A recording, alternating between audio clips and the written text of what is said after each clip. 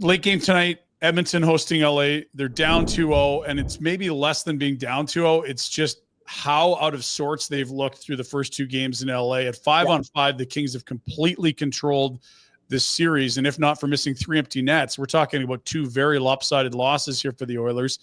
Is it too far gone? How do they get this back on track if they can? Well, optically, here's how I think they're going to start, is they're starting Pickard. Yeah. And I think optically what you're doing is going, hey, everyone wants to blame Skinner, and they probably I haven't loved his game. Like, let's be honest, I don't think anybody's loved his game. Mm-hmm. But you can't lay it all on him. Those are grade A chances they give up.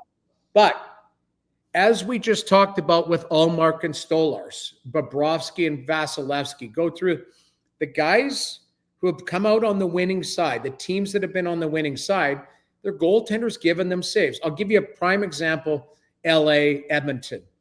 Clark scores on the power play. Nurse, he tries the slide. He tries the Rhett Warner slide, but it goes underneath him, and Clark scores on the power play late. Zach Hyman gets a grade A opportunity, and Kemper makes that left pad save, and then Hyman has the rebound into the open net, and Gavrikov bats it away.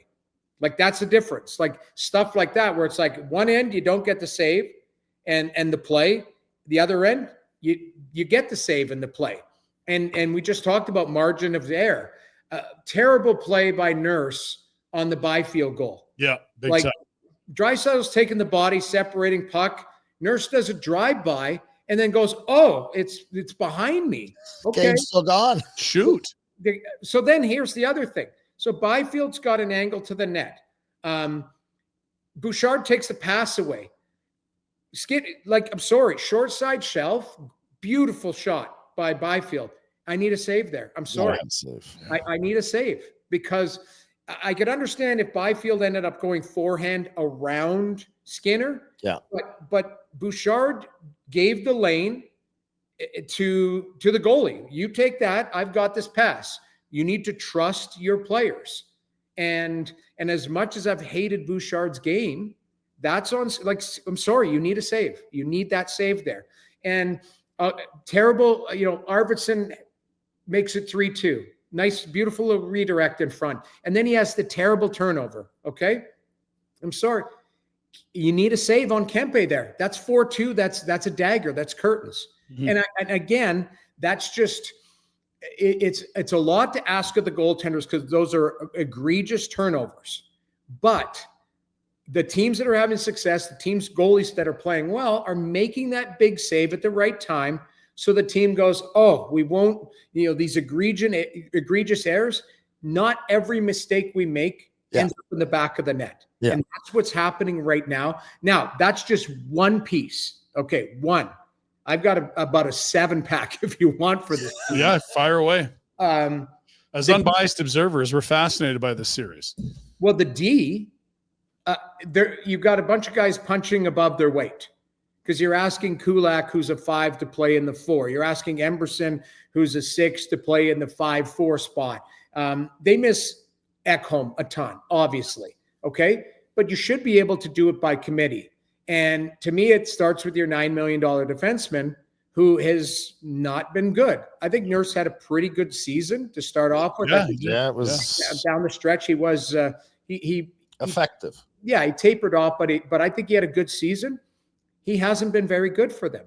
And to me, it's decision making, it's intensity, all of the things that have been lacking with this team.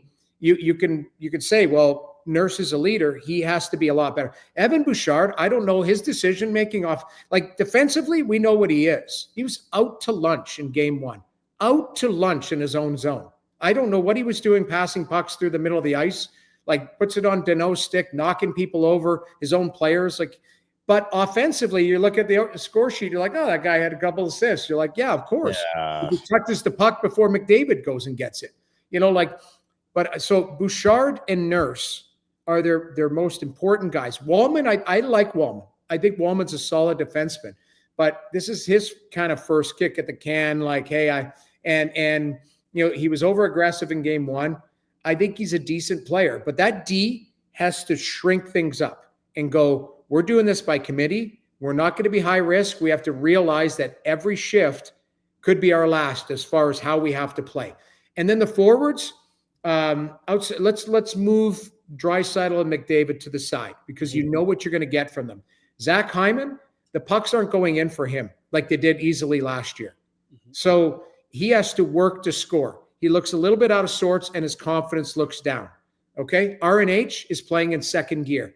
I have no idea why his intensity hasn't come up, but he looks slow and deliberate. And when you're slow and deliberate out there, you play into LA's hands, who can shrink. They do a 1-2-2 and a 1-3-1, depending on how they want to defend at times in the game. And to me, their forwards haven't been able to be effective. And then take your pick of whoever else. I think there's good players there. Kane looked rusty. I thought he was trying to be aggressive. He looked rusty. Frederick, same thing. Looked like he's playing on an ankle that's not 100%, but he's trying. Like, to me, I've said this before, they've got about 7 or 8 things that have to come together for them to have success. And it looks like it's a work in progress. I just don't know if they'll get there fast enough, because out of all the stuff that I've pointed out here with the Kings or with the Oilers, nobody's talking about how good the Kings are. That's exactly. Kings have been awesome. The Kings are a damn good team. Yeah, and if you were going to build a team to play against Edmonton, having watched them in the last 3 postseasons, you're like, okay, we need really, really great center depth down the middle. We need to have good goaltending, and it's got to be excellent team defense. Like, it's kind of what they're doing, and the offense has been the real surprise to me, because if you can go Danault, Kopitar, Byfield, love your centers.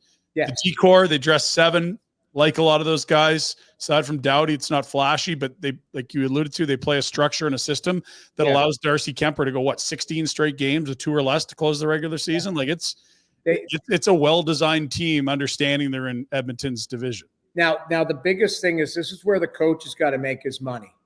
Now you get onto home ice, you got to find some matchups that, you can find an extra shift here or there for McDavid and Draisaitl. I was surprised they had Perry that high. Like, I like Corey Perry, but he's 40 years old. Like, to me, I saw what they lined up at practice today. They had Perry on the 4th line, and they had Hyman up there. Like, you need Hyman to skate and to be aggressive and turn pucks over. And, I think tonight Edmonton has to just load up and play a top 6. Jan Marcus scored, but he had 2 goals all season, and none of them beat a goaltender. They were empty netters. And, so I look at what they're trying to do. Could Evander Kane find something? It's hard, man. He missed a year. But I do think there is a chance to get back into the series if they win tonight and get some confidence going. But a lot of it starts, as I just mentioned, like, optically, we're gonna put Pickard in net. Now, Pickard is an unmade bed in there. Like, he's aggressive and he's all over the map, but he goes down swinging. Where, I guarantee you, optically, that game-winning goal, game 1, where Skinner's looking to the right and he sits there, and after it's in the net, like, oh, where is it? Well, everyone, it's in the net because you can hear the crowd cheering. Like, and then. Like, to me, Skinner looks out of sorts, and it's easy to put him as a scapegoat, but he has not played well enough. They need somebody that can. The team needs to be a lot more detail oriented, but they need somebody that can give them a save when they need it, when there's a breakdown, and they haven't gotten it. Hey guys, thanks for watching. Be sure to check out more of our content right here on the Flames Nation YouTube page. We had a bunch of great long-form interviews. You can check out some videos we've done as well outside of the studio. And of course, if you want more writing or merchandise stuff, flamesnation.ca or nationgear.ca. Appreciate you watching.